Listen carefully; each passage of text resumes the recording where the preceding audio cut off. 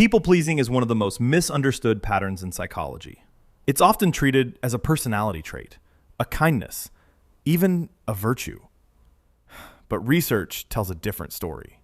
Studies consistently link chronic people-pleasing to anxiety, resentment, and emotional exhaustion. Not because the person is too kind, but because the yes was never really free.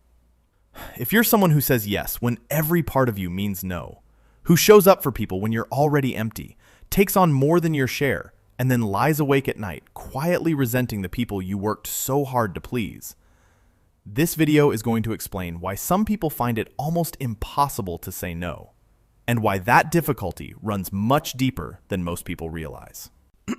And before anything else, I want to say this clearly. You're not a pushover. You're not naive. You're not someone who doesn't know their own mind. You're someone for whom the idea of letting someone down feels like more than just an inconvenience. It feels like a threat. Psychologists call this the fawn response, one of the 4 survival responses the nervous system uses when it perceives danger. Fight, flight, freeze, fawn. Fawning means keeping people comfortable to prevent conflict, agreeing to avoid rejection, making yourself useful to stay safe. Research into childhood trauma and people-pleasing found that fawning typically develops in children who learned that the safest way to navigate an unpredictable environment was to focus on managing other people's emotional states. In other words, you didn't choose to become someone who can't say no. You became someone who learned, very early, that saying no had consequences you weren't willing to risk. It's not a personality flaw. It's a survival strategy your nervous system learned, probably a long time ago, and never got the signal to stop using. Here's the direct line between your childhood and the yes that comes out before you've even thought about it. At some point, probably when you were young, you learned that keeping other people comfortable was your responsibility. Maybe there was someone in your house whose mood determined the temperature of the whole room. And you learned to read that temperature before you'd even had breakfast. Picture a 10-year-old at the dinner table.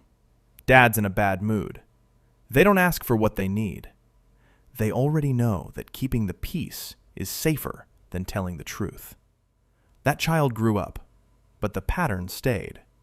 So now, when someone asks you for something, even something you genuinely don't want to give, the fawn response activates before your brain catches up. The yes comes out automatically, and the no stays where it always stays. Swallowed. Quiet. Waiting. But here's the paradox at the center of this pattern. The people you work hardest to please are often the ones you quietly resent most. And they have absolutely no idea. They asked. You said yes. As far as they're concerned, everything is fine. Here's what's actually happening underneath. Every yes that should have been a no comes with a receipt. You don't pay it immediately, but you pay it. It's the slightly shorter reply you give someone after you helped them with something you didn't want to do. The way you're a little less available the next time they call. Not because you planned it, but because something in you is quietly keeping score.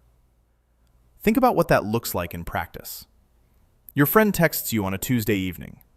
Can you help me move this weekend? Something in you drops. You're already exhausted. You had plans. Nothing dramatic, just rest. Something that was yours. But before you've even thought it through, you've typed back, "Of course. What time?" You put the phone down, and the resentment is already there.